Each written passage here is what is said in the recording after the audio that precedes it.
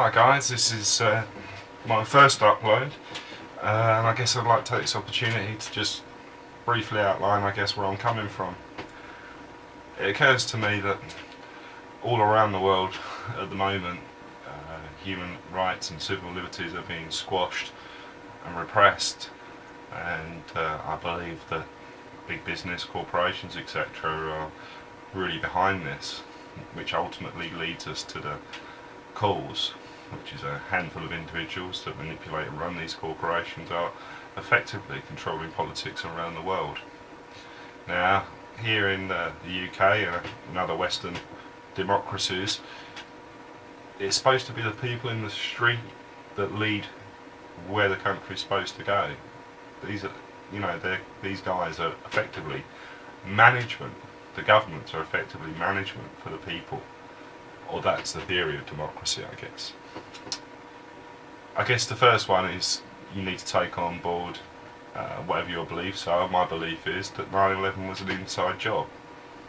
Once you take that on board and start to realise that actually, if they can do something like that, what can't they do?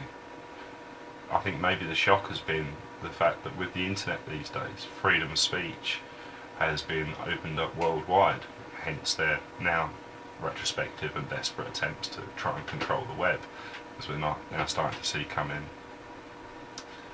I think there's a real stirring, a real awakening on a worldwide level about inequity and what's going on in the system at large. I think now is a time while people are starting to wake up, but we need to perhaps start thinking about what we can do to change this. And I guess growing up as a young man, I was kind of anarchistic and thought, hey, maybe anarchy would be the way, or maybe a revolution, or etc. But as I've got older and watched the world around me and started to really understand what these would mean, again, to the actual people in the street, it would mean great loss of life, bloodshed, etc. And if that can be avoided, I think that has to be avoided at all costs. I guess I see a change coming, potentially, through the one avenue we have left, and that by creating an illusion of democracy, they have actually empowered us in an offhand way.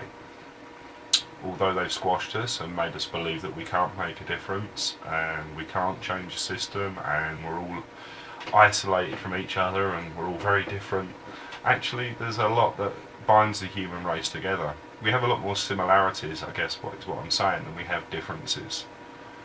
And, those existential similarities, love of partners, love of family, love of life, the desire and the need to do well and continue and be all that we can be, is kind of fundamental in all of us. But as I was saying, they left us one open door, and that open door is a vote. Now I guess they spent a long time squashing us and repressing us and making us feel that, hey, it doesn't matter who we vote for, things don't change. And I think to a fair degree that's true. What we see around the world are political systems that are dominated by few parties, that are backed by massive corporations, that pay for lobbies and votes and pay their campaign trails. I think we need to separate this from politics, so actually it's the people that are being represented, and not big business and not big corporations. Take the power out of the hands of the few and put it back into the hands of the many, where it really belongs. I truly believe each one of you potentially watching this is just as valid a human being as I am, even if our opinions are different, even if we don't agree on everything. We are still valid human beings, and this is what we need to carry forward, this hope that actually our similarities are greater than our differences. I think differences are hyped and attenuated by the media and the way it works to make us scared, to keep us in a perpetual state of fear, so that we need this all-encompassing government, whatever democracy we think we're in, to protect us and keep us safe, because hey, people are fundamentally bad, and if we don't keep all these bad people under control, things will be terrible. I kind of look at it the other way. I believe people are fundamentally good. We are fundamentally smart enough to sort out our own problems, and we're all on a journey of actualisation, you know, in the sense that we want the best that we can, out of life that we can get. We want to be the best we can be, and we're going to make the best of what we've got.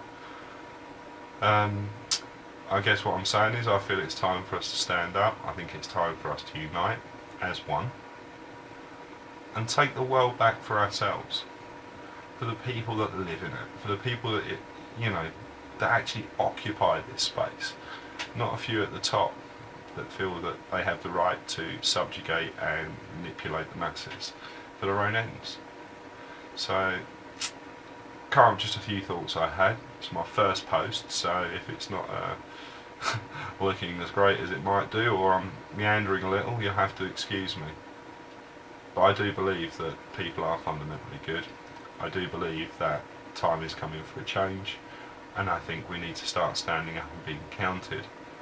I'm going to put a link on there to a Facebook cause I started in a peak of angst at the system and the feeling powerless and repressed. And it's, I guess, just a tentative start, just to see what's possible, how many people think the same way, and who would be interested in attempting to get a debate going on a new way forward. I'd like to shout out to Thephaedrus83 and Mrbritdestruct, who I keep up to date on their sites regularly. I like a lot of what they're saying. And Charlie Veach, I think he has a fantastic, novel and unique way of approaching the situation, and I always look forward to his new uploads as well. So anyway, this is the end of my first one. Good luck, guys, and thanks for watching.